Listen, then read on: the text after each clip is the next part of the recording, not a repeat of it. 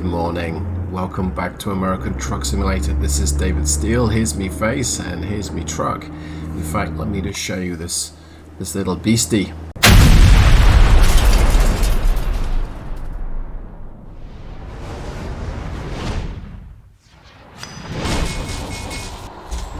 This is a Mack R, which if you've been following the channel in the last few weeks or months, should not be a surprise.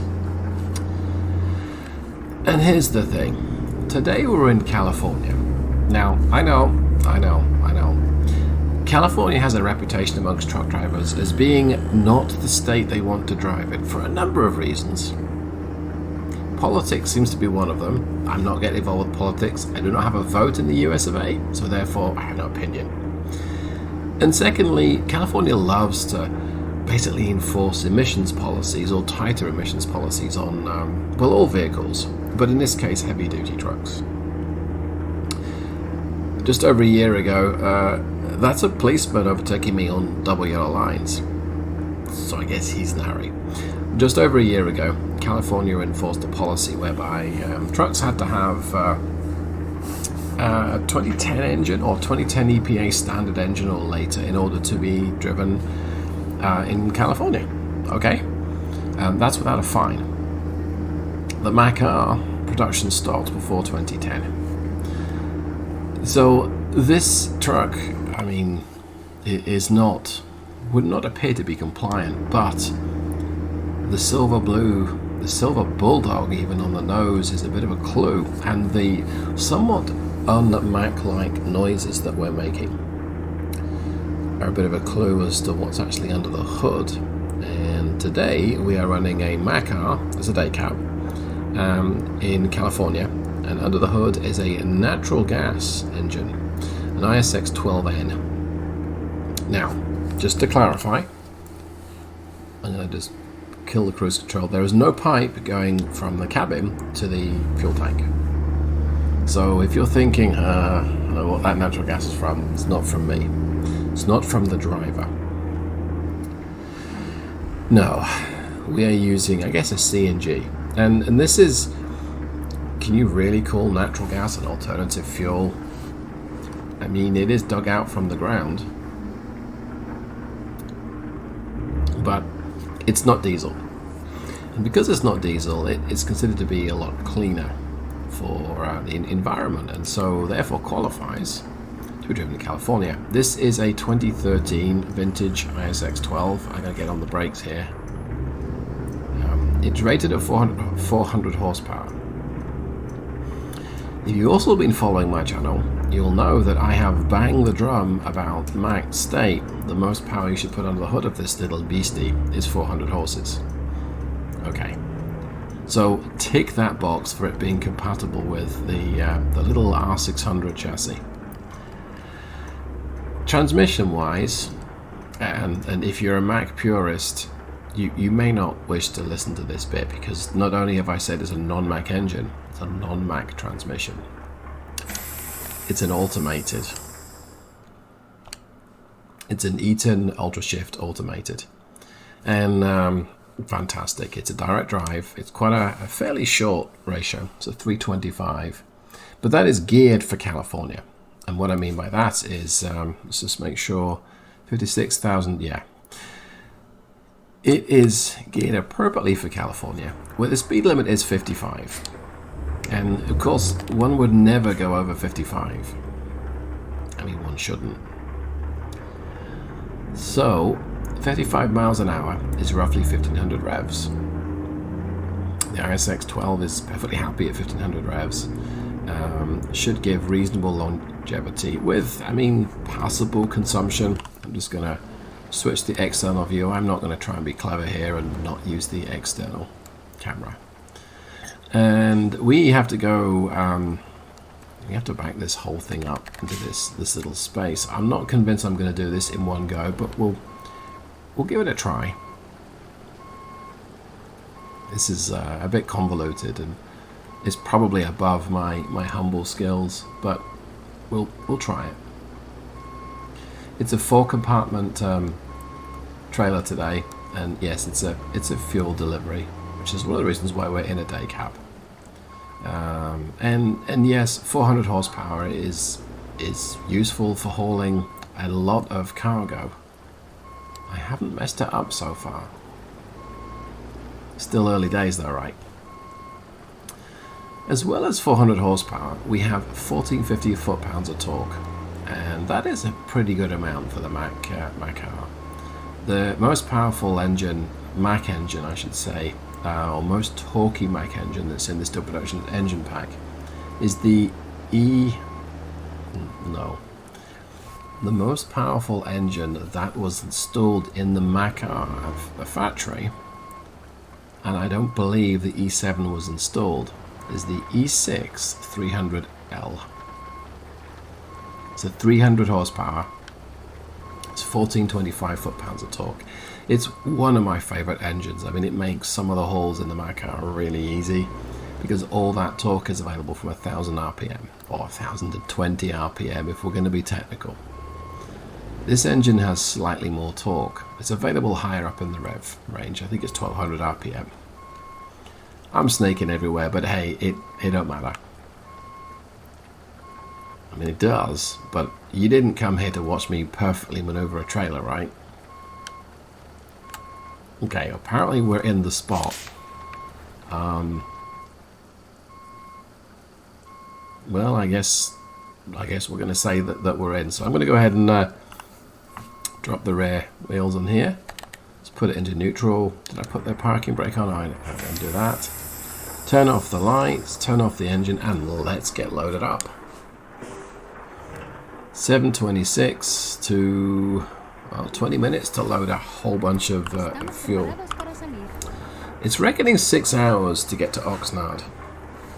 We're going to put this bad boy through, I guess, his or her paces. It's probably a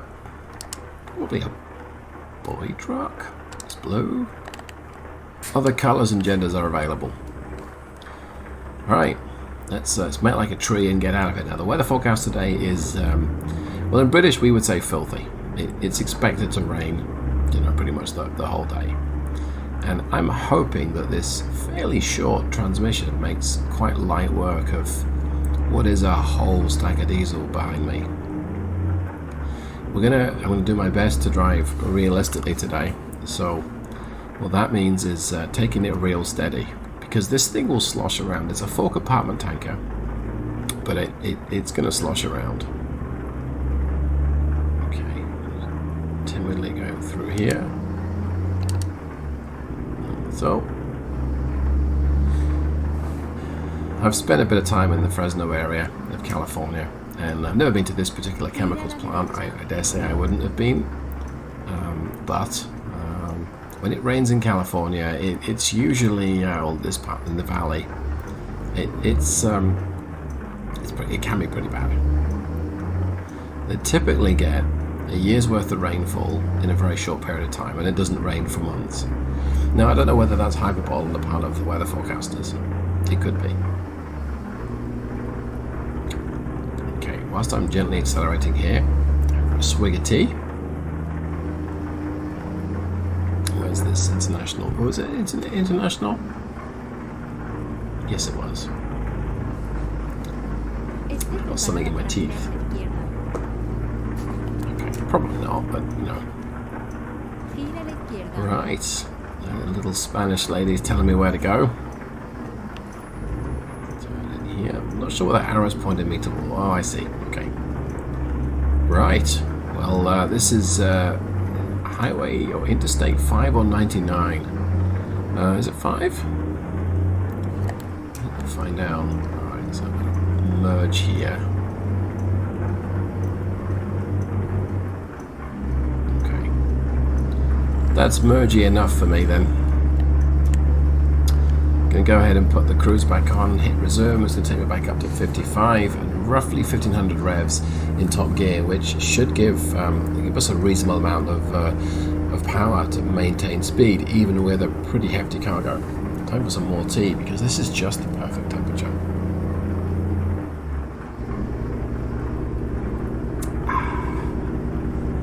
Good cup of tea. Made for me by a beautiful American wife. My beautiful American wife, I should say. Not anyone's beautiful American wife. Yeah, I might have to edit that bit out. Plus I'm drifting all over the road. This is not good. It's okay, chaps, I'm drinking tea, it's fine. I really am all over the road as well.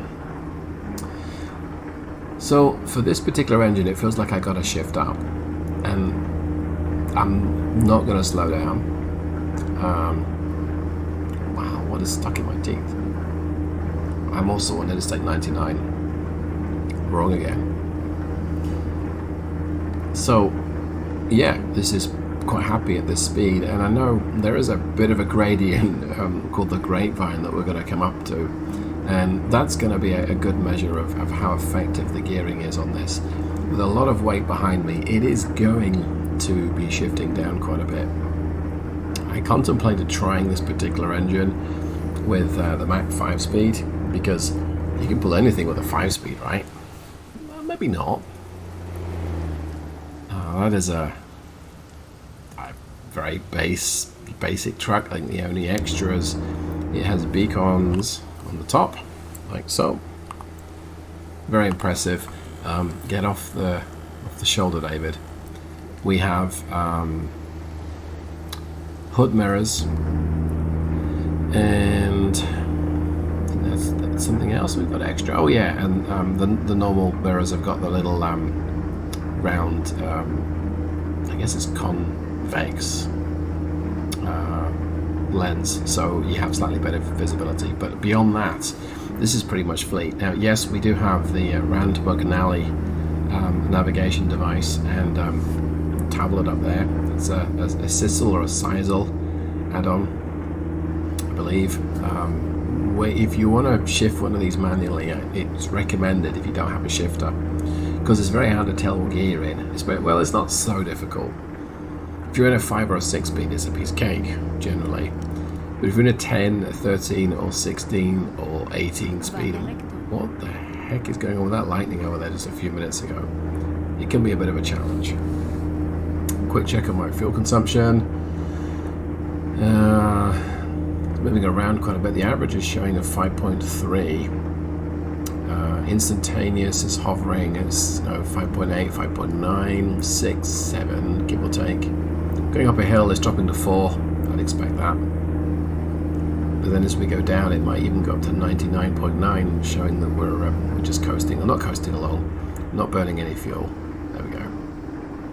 I really want a flat piece of road, which we might be coming up to now. I would expect it to be getting 7 to 8 miles per gallon on the flat. And it's not really settling down. Alright, let's just come off that screen. I don't need to see that information. And nothing coming from the right. Standard fuel tank today, not got the extended range model.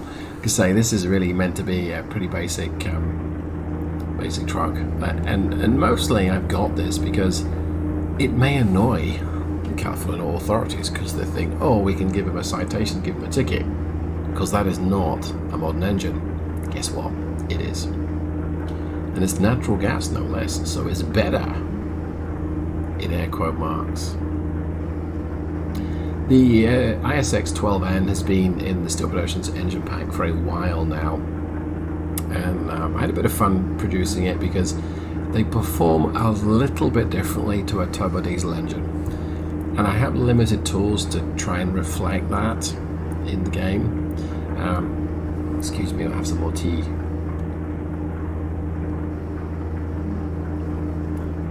So they produce their torque a little higher. I can take care of that. And same with the shift points. But they have a bit of a lag. I believe a bit more of a lag to them. The gas injection system, a little different to the diesel. Trying to put that in is not really something that can be done.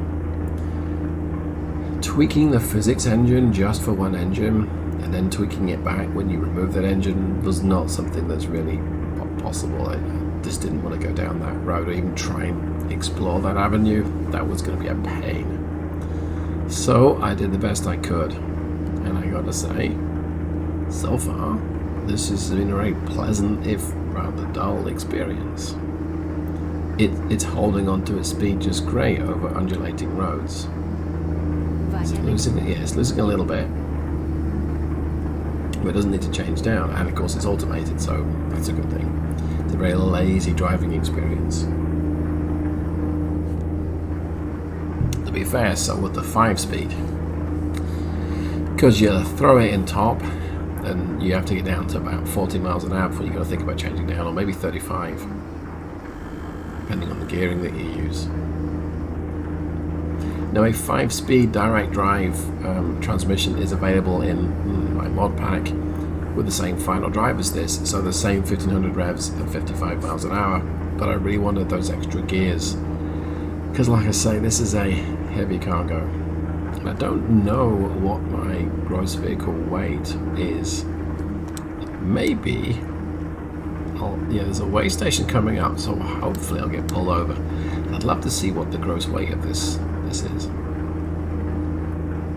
I don't know what the tare weight of my 4-compartment tanker is, but the truck itself will be 25-ish thousand pounds, maybe. I have that information with a spreadsheet, I'm sure, but I don't know what it is off the top of my head. So we could be close to 90,000 pounds, or maybe even heavier. And if that's the case, we're doing really well. Now, another reason why I wanted to use the natural gas engine is those busy, congested California cities, and I'm talking whoa, that was dangerous, David. You veered into the other lane. Los Angeles and San Francisco, those are the sort of cities where not producing soot is going to be useful. Let's see if I get pulled in the weigh station. It was thunder. No, I didn't. It's not a conventional weigh station. I'll just use the weigh station. The pay here to be weighed one. Not entirely driving as safe as I could. I guess the tank is safe in stormy weather. I mean, you've got rubber insulating you from the road, but still. Okay, I don't want to run into anyone. Cars have got a habit of sort of sneaking up the inside here, and I actually see someone there. Let's use my turn signal. Oh, I've got 2 weigh stations, two scales. Okay. Line this up, get that screen showing, so I'll see how much I weigh. Line the bollards. Be painful if you hit those.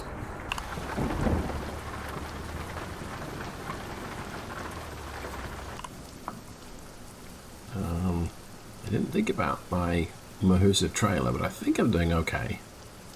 Yeah, alright. Okay, so before I get on the scales, if you want to guess how much this combination weighs, go ahead and put it in the comments right now. Okay. I'm going to assume that you put him in there, so let's go ahead and find out. And I am rolling back. Why am I rolling back? That's better. Okay. Moment of truth. 88,803 pounds. That's actually, yeah, close to 90,000. I was hoping it'd be a little bit more, but okay. It just goes to show that there's not that much protection built into this tanker, this trailer. So try not to hit anything. It's probably a given, right?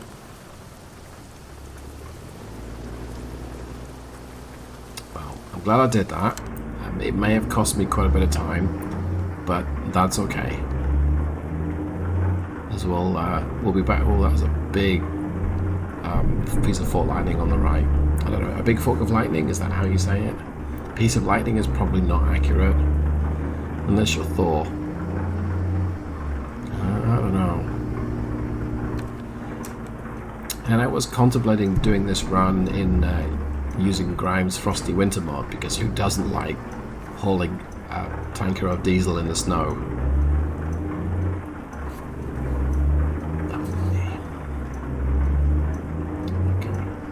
The speed is 55 here. I mean, really? I'm not going to get to 55.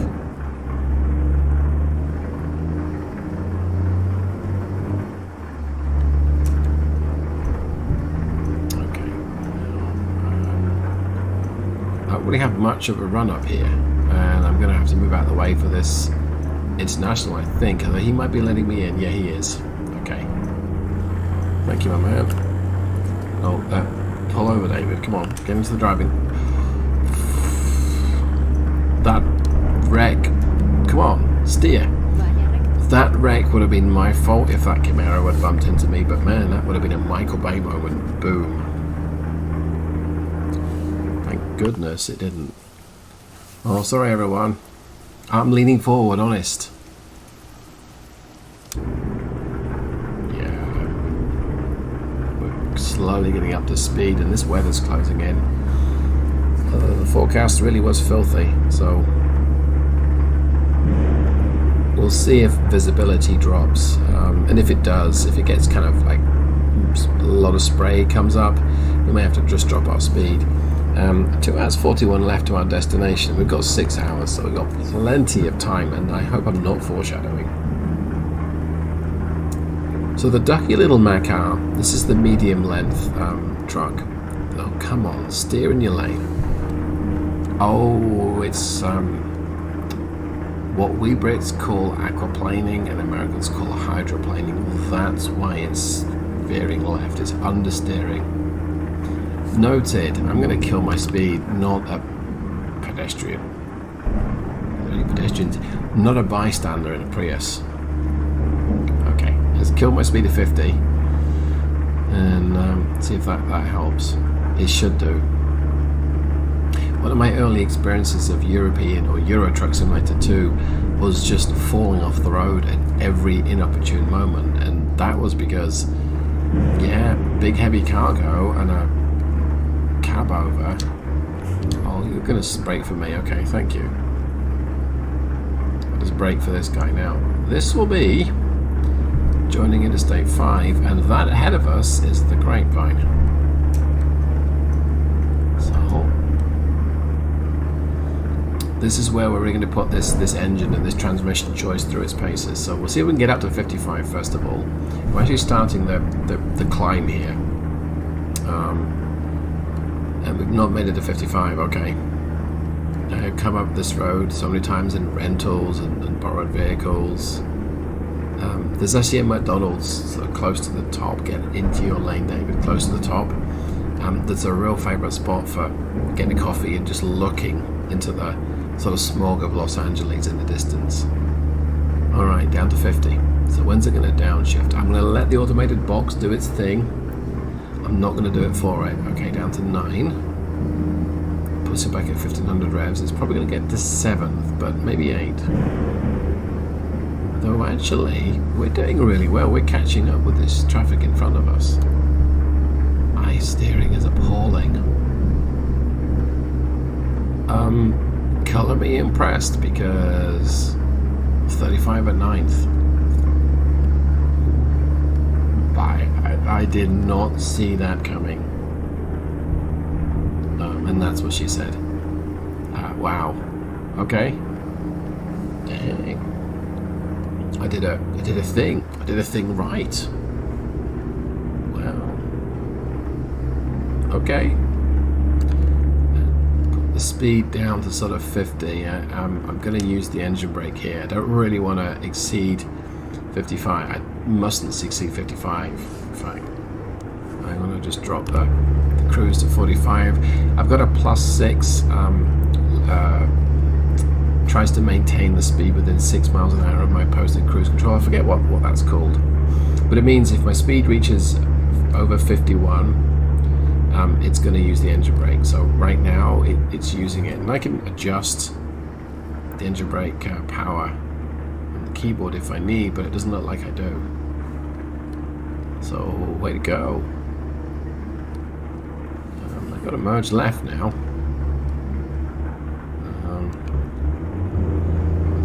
Tap my cruise down, use the engine brake, merge left, tap up. There we go.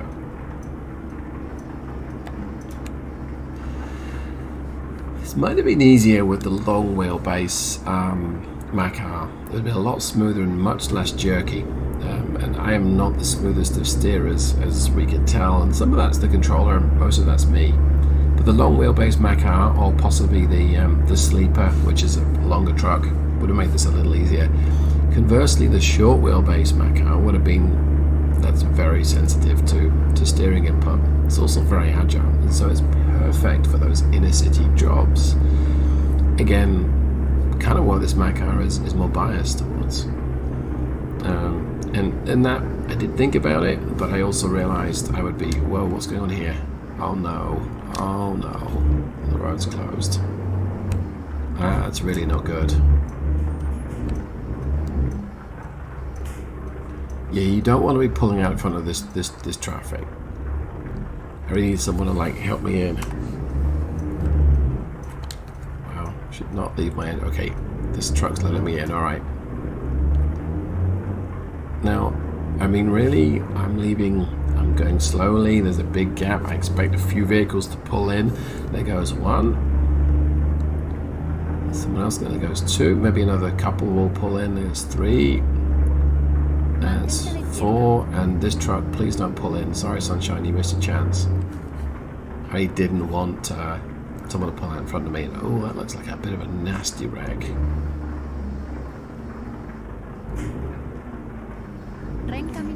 Oh, it doesn't look, it'll polish it out, right?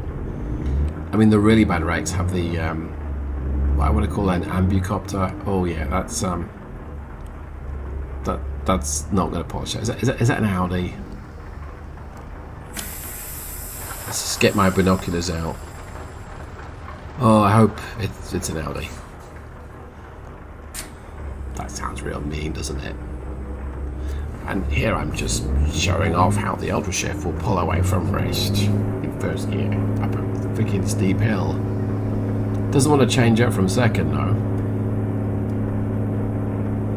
You want me to go up? Oh, okay.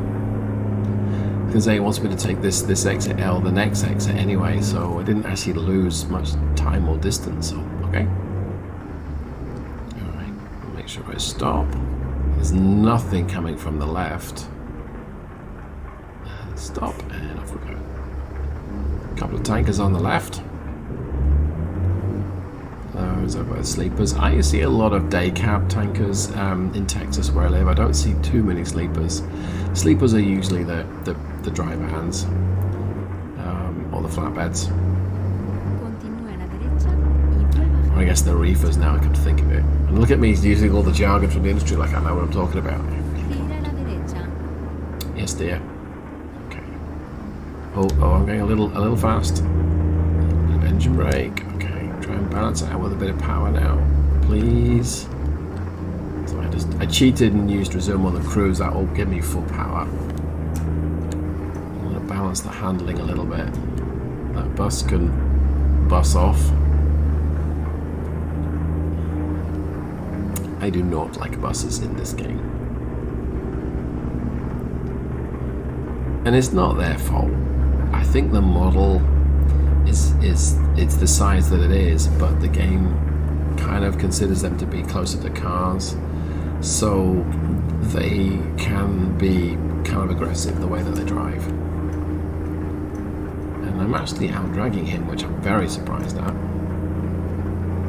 I mean, even given the genius choice of transmission there today, David. Penalty will be in fuel consumption 5.3. Well, it's gone up. I mean, it's not horrendous. And this is a truck built for inner city use, short hauls. So we don't expect mileage to be amazing. I know.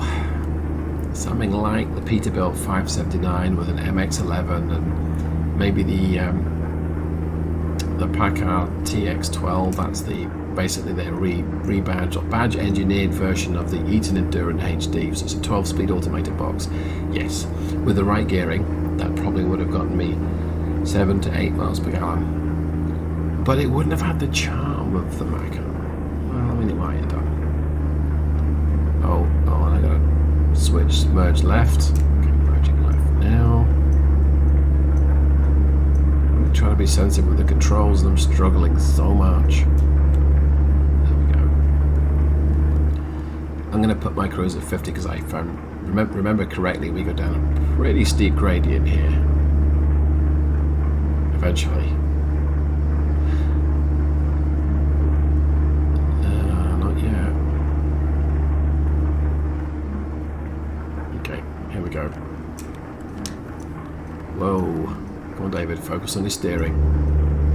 There goes the engine brake. I have jackknifed down this hill. I got to drop my speed. I have to use the service brakes. It's running away from me. Not good. Not good. Full engine brake strength. Okay. That was not a circumstance you want in any truck, and certainly not something with 56 something thousand pounds behind you. As you can jackknife so easily, and you really shouldn't use the engine brake under wet conditions either. Before you know it, you're a passenger looking where you're going through the side window. That's never a good thing. And before you say, "But David, diesel doesn't burn like gasoline," it will. You get it hot enough, it will burn. You want to know how you get it hot enough? Yeah? You crash into a car that's powered by gas or petrol. And a diesel spill and a fire, you just gotta let it put itself out. There's not much you can really do. The fire service, fire brigade will, make things as safe as they can and just let the thing burn. And don't stand close to it and make a selfie. This makes it look like a bit of a chump. Oh, we're taking diesel to a farm. And did I not know that? I should have known that. Sunshine crops. I'm guessing they grow raisins there. Yeah, you get it? I'm guessing it's not a vineyard. I don't think so. Grow raisins. Is it bad that I laugh at my own jokes and they're terrible? Probably is. Okay. Well, I am almost at my destination, which is good. The light's just gone to green, so we'll risk jackknifing it. A bit of engine brake here. Off the engine brake, start to turn in, going a little bit too quick. I've still got to turn left here. So. Okay. Turn in nice and tight. I don't know whether I want to do the difficult parking. I always seem to have this deliberation, and I invariably end up doing it because, hey, what else did you come to watch this video for? And we'll take a look. If it's one of these awkward, back me up in the space the size of your wallet. As Scottish, my wallet's kind of tight. I don't want to be doing that. Should have got the double trailer right. Okay, let's take a... That's not so bad, actually. Because look, it's right. Oh.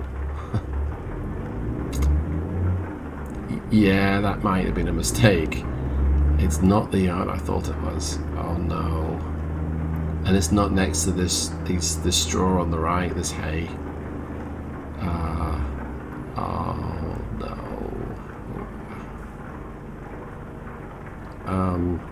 It's in this. Why would you deposit your diesel there? I mean, it has to be in there, right? Tell you what, let's get out and take a look, because I don't really know where this thing is. Okay, this is the console mode in the game. You can move around and just explore some of the detail. And oh my word, yeah. You want me to take it, put it in there? And again, I mean, that's maybe what she said. That will be fine. What's the worst that happens, right?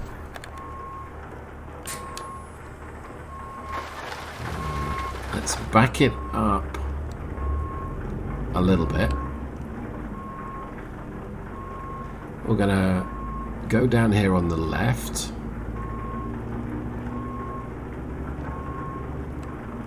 Okay, it's gonna be backed up far enough. And then we're going to do a few maneuvers Han Solo style. A gentle turn to the left. and see if we can, and I'm totally going to cheat at external view. Okay. So, I mean, I can at least see where I need to be. Give myself a little bit more room, I think. Oh, that'll be fine. Okay. So let's start pointing the trailer towards the gap. Let's straighten it up a little bit. This is going to feel like it's worth 90 experience points. Okay, so I want to give myself like a bit of room either side to maneuver. So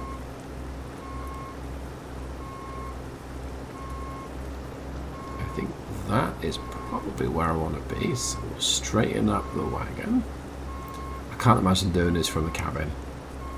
And then we'll start to, I can't see where we're pointing it towards, but we'll start to straighten it up. I hope this guy here is watching me, because this is impressive so far. Oh, almost. Can we give it some full lock? Right. We may have made that look like I knew what I was doing. I should end the video here because, wow, dang. See what happens when you play this game for 5,000 hours?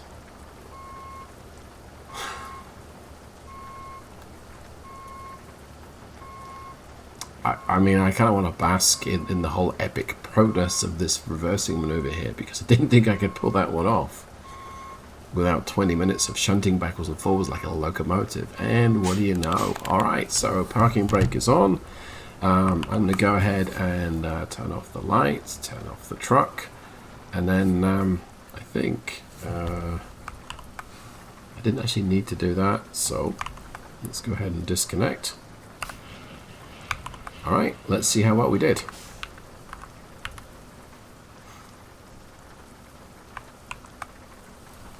It's my own trailer. I don't disconnect.